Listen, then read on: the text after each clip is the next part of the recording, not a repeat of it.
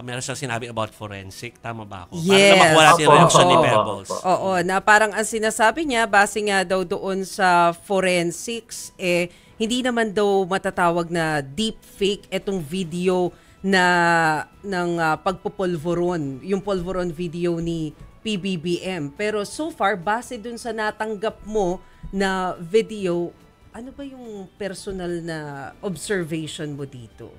Okay po, ito na lang po. Attorney Harry, kung totoo yung video at sinasabi niyong authenticated yan, bakit hindi niyo mailabas yung authentication paper?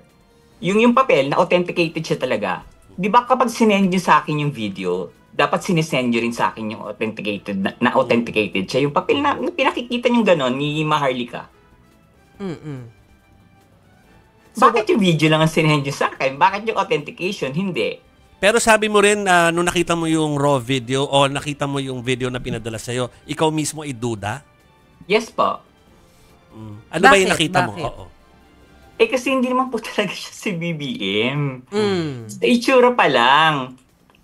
At kung sinasabi nila na bata pa si BBM dun, or hindi naman kasi nila kinlaro dyan na kung ilang taon na si BBM that time. Pero kapag nakita niyo yung video, or siguro naman po napanood nyo, makikita niyo na batang-bata pa siya.